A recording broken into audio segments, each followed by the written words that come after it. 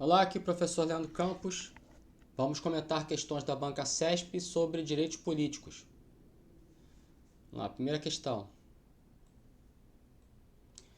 A todas as pessoas maiores de idade, capazes e sem condenação criminal ou por improbidade administrativa é garantido o exercício dos direitos políticos previstos constitucionalmente. Vamos lá.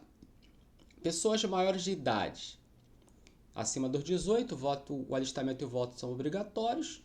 A partir dos 70, isso passa a ser facultativo. Capazes, né? A incapacidade civil absoluta é situação de suspensão dos direitos políticos. Condenação criminal e improbidade também é situação de suspensão, se ele não tem, beleza. Mas está faltando um ponto, que é o cumprimento de prestação alternativa, né? Obrigação a todos imposta ou obrigação alternativa. Que mesmo sendo ele capaz, maior de idade, sem condenação criminal e sem condenação por improbidade administrativa, ele vai ter direito político suspenso. Então ficou faltando um aqui, né? Então aqui está errado. O cumprimento de uma prestação a todos imposta ou prestação alternativa, que está lá no artigo 15, causa suspensão. Alguns dizem que isso é suspensão, outros autores dizem que isso é perda, né? Suspensão dos direitos políticos ou perda dos direitos políticos. Aí, dependendo da banca, vai colocar um ou outro. Mas, de todo modo, aqui na questão 1 está errado, ficou faltando. 2. No Brasil, o voto é obrigatório para os maiores de 16. Pô, isso aqui... Pô, não dá, né? Todo mundo sabe que 16 ou 18 é facultativo. A partir dos 18 é que é obrigatório. As capacidades eleitorais, ativa e passiva, são facetas do exercício da cidadania inseridas no contexto das democracias. Certo, certo. Capacidade eleitoral ativa é votar, né? Você ter a capacidade de votar. E a passiva é para ser votado, né? Então é votar e ser votado. A participação são facetas do... Quer dizer, ou você vai lá e vota, ou você também tem, além disso, a possibilidade de se candidatar, né? Para você ir lá, né? Como representante. Então, beleza, tá certo. 4. Por ocasião das eleições municipais, os municípios podem consultar a população sobre matérias locais, mediante aprovação da Câmara Municipal e comunicação prévia à Justiça Eleitoral. Tudo certinho. Isso aqui é acrescentado recentemente pela Emenda Constitucional número 111 de 2021. Tá? Emenda Constitucional 111 de 2021 acrescentou aqui parágrafos ao artigo 14 da Constituição Federal e colocou essa possibilidade aí de, nas eleições municipais, além do cidadão, além da pessoa ir lá votar em prefeito e vereador, também votar sobre assuntos locais, assuntos que tocam ao município, né? Isso tem que ter aprovação prévia da Câmara Municipal e comunicado à Justiça Eleitoral para também ela disponibilizar isso nas urnas, né? Pode fazer a campanha, né, sobre esse tema, os debates sobre esses temas, sobre essas matérias locais são colocados também no período da campanha eleitoral. Então isso aqui, bem legal, bem bacana aí, ó, acrescentado em 2021 à Constituição. Próximo, no Brasil, o direito de sufrágio não é censitário, mas universal, sim. De modo que todas as pessoas têm o direito e simultaneamente o dever de votar nas eleições periódicas. Olha só, errado. Sufrágio censitário é aquele que retira o direito de algumas pessoas, por exemplo, as mulheres não podiam votar, os negros não podiam votar. Era meio complicado o negócio. Só que a coisa foi evoluindo, né? Então você tem um voto por pessoa, one man, one vote, um homem, um voto, e o sufrágio passou a ser universal. Tá, mas esse sufrágio universal não quer dizer que ele seja absoluto para todo mundo. Por quê? Porque você, por questões de idade, né, você não vai colocar uma criança para votar, porque a criança não tem o pleno discernimento mental a esse ponto, né? Então, até os 16 anos, ele não pode exercer o direito de voto, né? Não pode se candidatar. Imagina, uma criança de 5 anos, prefeita, né? Além disso, tem a questão do analfabetismo, né? o analfabeto, o alistamento e o voto são facultativos, mas ele é inelegível, né? Então você tem aí uma série de situações. O melhor dizendo o seguinte: o sufrágio ele é universal, o que significa que todos aqueles que possuem os requisitos, né, aqueles que possuem os requisitos podem votar, né? Tem a questão do militar também, né? Com mais de 10 anos ou menos de 10 anos. Então a Constituição ela vai moldando isso, né? De acordo com a vontade. Então aqui está errado porque fala que o direito de sufrágio, o direito de sufrágio ele é universal, sim, ó, sim, mas não significa dizer que todas as pessoas têm o direito de votar, o direito e o dever de votar, né? Só aquelas que possuem os requisitos esses colocados na própria Constituição, artigo 14, artigo 15, enfim. Quem tiver suspensão dos direitos políticos também não vai votar, né? E aí vai. Próxima. Ao servidor público é assegurado o exercício dos direitos políticos positivo e passivo como expressão dos direitos da cidadania. Tá certo, né? Não é só o servidor público, né? Mas ele quis dizer, olha, o servidor público ele pode se candidatar. Sim, ele pode se candidatar, tem licença prevista para isso no estatuto dele, né? Todo estatuto, servidor público tem essa licença. Depois que ele for eleito, ele fica licenciado do cargo, afastado, né? Melhor dizendo, do cargo, salvo vereador, que dependendo da compatibilidade ele pode acumular as duas funções. Então, servidor público, sim, ele pode. Quando ele fala direitos políticos positivos, né? Positivos e negativos. Positivo é quando você tem os requisitos de elegibilidade. E direitos políticos negativos é que não recai sobre você qualquer inelegibilidade, né? Então você tem os requisitos de elegibilidade positivos e o negativo é quando não tem nenhuma inelegibilidade. E a cidadania ativa e passiva é o direito de votar e ser votado, né? Esse político negativo, o positivo e o negativo é que entram mais a fundo nesses requisitos. Mas o servidor público pode sim, pode. Inclusive não tem lá ele é afastado se ele for eleito presidente da República, governador, senador, deputado, ele pode ser afastado. Ele é afastado se ele for eleito. Prefeito, ele pode optar se ele recebe a remuneração do cargo efetivo ou o subsídio de prefeito. E vereador é que tem que ver se há ou se não há compatibilidade de horários, né? Dá para exercer as duas funções? Dá. Então tem compatibilidade e vai acumular o subsídio e a remuneração. Ah, não dá. Então ele é afastado do cargo efetivo, vai exercer a vereança ou pode optar por receber ou o subsídio de vereador ou a remuneração do cargo efetivo. Em todos os casos, acabou o mandato, ele volta para o cargo dele, do qual ele só ficou afastado, né? O afastamento não é vacância. Então, o servidor público ele pode sim, perfeito. Aqui está certo, tá? Com o trânsito em julgado de uma condenação criminal, haverá a suspensão dos direitos políticos da pessoa condenada, independentemente de substituição da pena de prisão por uma pena restritiva de direitos. Certíssimo, certíssimo. Então, assim, o artigo 15 ele fala em suspensão dos direitos políticos no caso de uma condenação criminal transitada em julgado enquanto durarem seus efeitos. E essa condenação criminal, a condenação pelo crime não cabe apenas privativa de liberdade, no caso prisão, tá? Cabe também restritiva de direitos, cabe multa. Então você tem uma série de sanções criminais. E a pessoa condenada criminalmente, ela pode ser condenada diretamente numa privativa de liberdade, mas pode ser convertida numa restritiva de direitos.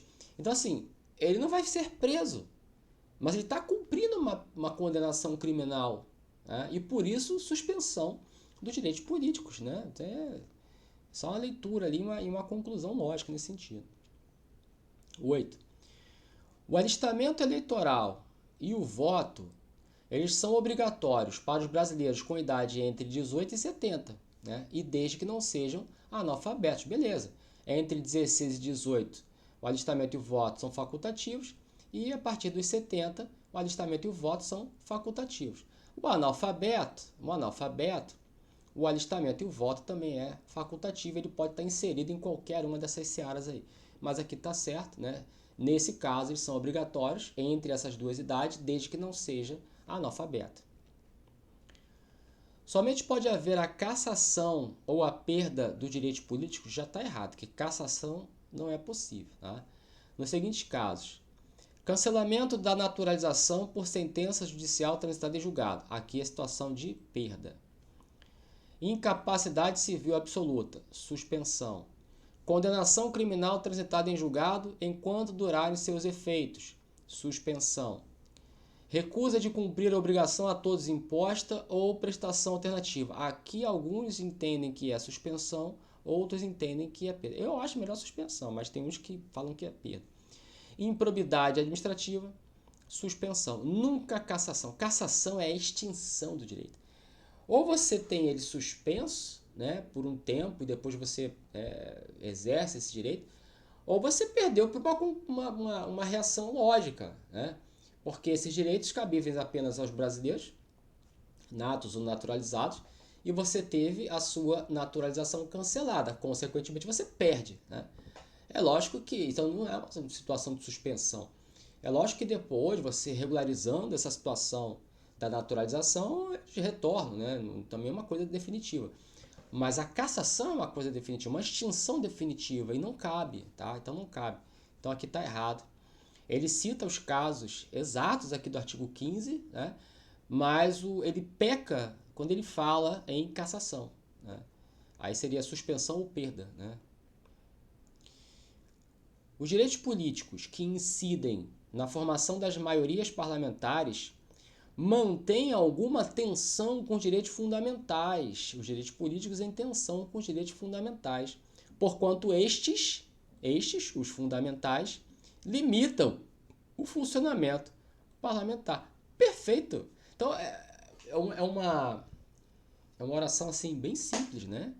Não estou falando do português, mas simples no sentido de não é grande, né? E, na verdade, quando você exerce direitos políticos, e aquele que é eleito também sendo eleito de acordo com os seus direitos políticos, o funcionamento dele como parlamentar, por exemplo, fica limitado pelos direitos fundamentais, notadamente os direitos de primeira dimensão, que são os direitos civis, os direitos de propriedade, aquela coisa toda, né? Então é um não fazer do Estado. O Estado não se mete aqui, vai embora, sai fora, isso aqui é um direito meu, direito de propriedade, meu direito pessoal, né? Direito de primeira dimensão. Então há uma tensão sim entre o direito político e o direito fundamental, né? Que o direito político ele vai ter que, em algumas situações, obedecer ao direito fundamental, né? Notadamente os de primeira dimensão. Os de segunda já é um fazer do Estado, né? E por aí vai. Então aqui está certo. Interessante essa questão. Vamos lá. Opção correta, letra A. A capacidade eleitoral passiva consiste na possibilidade de as pessoas votarem nos candidatos. Não, aí é passiva, né? Votar nos candidatos é passiva. Passiva é se eleger, ser eleito. B. O referendo é uma espécie de consulta popular anterior à tomada de decisões? Não. Anterior é plebiscito. O referendo é posterior, né? Então está errado. C. Por receberem verbas públicas e serem de extrema importância para o regime democrático, os partidos políticos são considerados entes públicos. Não. Com regime jurídico especial, não. São pessoas jurídicas de direito privado, tá? Não tem nada de ente público com regime especial. Pessoa jurídica de direito privado. D. A Constituição de 88 não permite a perda de direitos políticos, senão apenas a suspensão. Acabamos de falar, admite sim. Admite sim. Sobrou a letra E. Alistamento eleitoral, domicílio eleitoral na circunscrição, onde o indivíduo pretenda candidatar-se, e filiação partidária são algumas das condições de elegibilidade. Sim, até a idade, tem o fato de ser brasileiro, né? São algumas, sim, tá certo, letra E. O alistamento eleitoral é facultativo para os maiores de 60. Cara, parece 70, né? Para maior de 60 não é facultativo não, é obrigatório, tá? 70, acima, maior de 70 é que é facultativo, tá? Então, mas 60 parece 70, né? Se você ler rápido na hora da prova, tá nervoso, né? 13. É condição de elegibilidade o cargo parlamentar... É condição de elegibilidade a cargo parlamentar ser brasileiro nato? Errado. Cargo parlamentar você tem deputado, senador, vereador. você pode ser nato ou naturalizado para qualquer um desses aqui, né? O que você não pode ser, no caso de deputado e senador, ser presidente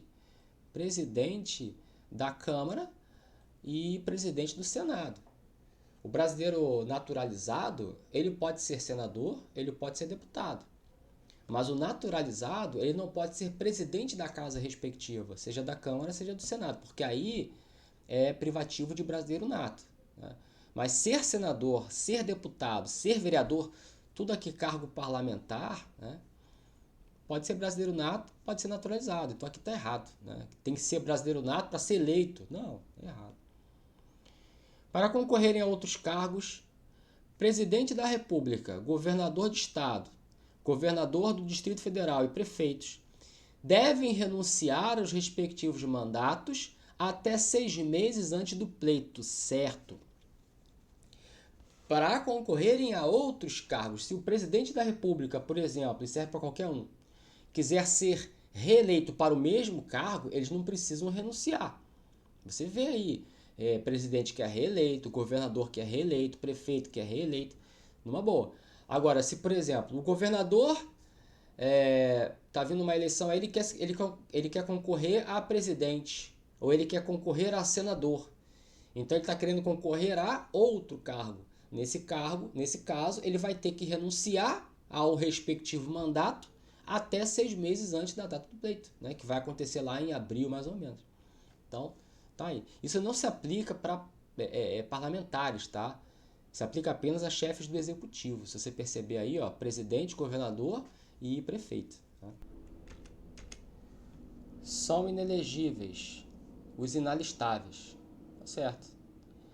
O artigo 14 fala que são inelegíveis os inalistáveis e os analfabetos.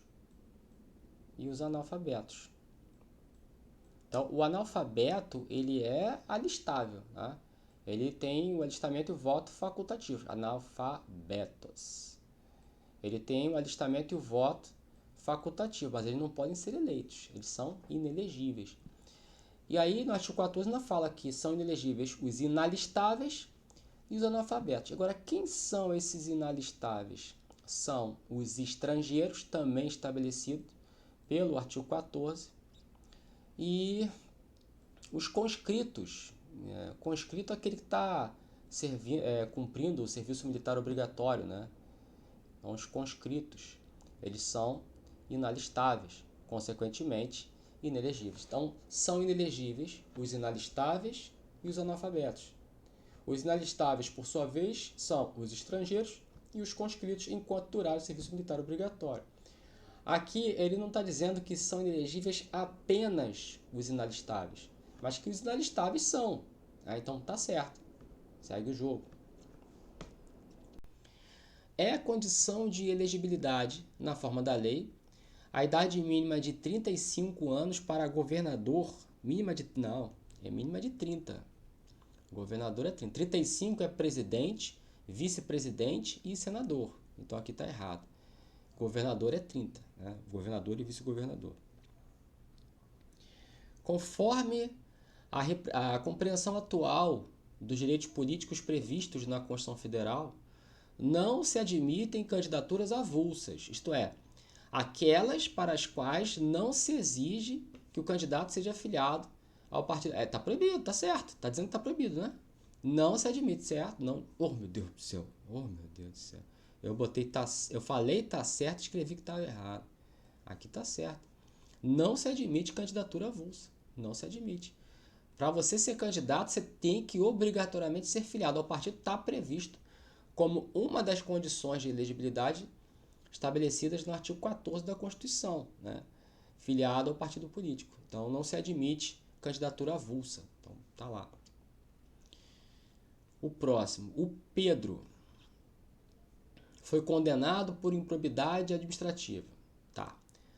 A Ana teve sua naturalização cancelada por sentença transitada em julgado. Então, o Pedro, ele está suspenso, direitos políticos suspensos, e a Ana perdeu, né? Perdeu. A partir dessa situação, assinale a opção correta em relação aos efeitos da condenação de Pedro e de Ana, né? Então, o Pedro está suspenso, direitos políticos suspensos, e a Ana, ela perdeu direitos políticos, né? Porque cancelamento, naturalização, né? Sentença transitada e julgado, aí tá tudo, os requisitos todos aqui, beleza. Haverá cassação? Não. Haverá a suspensão dos direitos políticos de Pedro e a perda dos de Ana. Perfeito. Haverá a suspensão de Pedro e Ana, errado. Haverá a perda de Pedro e Ana, também errado. Então, letra B. 19.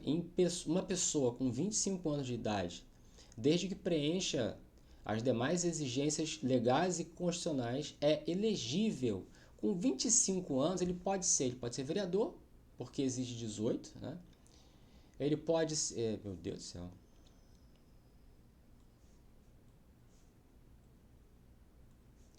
Vereador, pode ser. Ele pode ser deputado, ele pode ser juiz de paz, porque para isso tudo aqui é 21, né? Aí você tem governador com 30, presidente, senador com 35 e tal. Com 25 ele pode ser vereador, pode ser deputado, pode ser juiz de paz. Senador não pode. É prefeito também, né? Prefeito. 21. Prefeito tudo bem, mas senador não. Juiz de paz sim, deputado estadual sim. Então letra B. Letra C. Vice-governador não, que aí tem que ter 30, né? Vereador 18. O que está acontecendo comigo, gente? Pelo amor de Deus. Eu penso uma coisa e escrevo outra. Vereador, ok, mas vice-governador não. Governador do estado não, porque é 30, e deputado distrital tudo bem. Mas o único que tem os dois aqui é a letra B. Bom, então a próxima questão. Conforme a Constituição, são inelegíveis. Então, praticamente idêntica à outra questão que nós falamos, né? Acho que é a questão 15 aí. São inelegíveis os inalistáveis e os analfabetos. Os analfabetos. Quem são os inalistáveis? Os estrangeiros e os conscritos, que são aqueles que estão prestando o serviço militar obrigatório. Né? Então, são inelegíveis os inalistáveis e os analfabetos. Os inalistáveis são os estrangeiros e os conscritos. Então, vamos lá. Inelegíveis. Estrangeiro é inelegível. Conscrito durante o período do serviço militar obrigatório. Ok. E os analfabetos também. Então, está tudo dentro aí. Né? Então, todos eles estão corretos. Letra D. E aí, fechou aqui. Um abraço, fiquem com Deus. Tchau, tchau.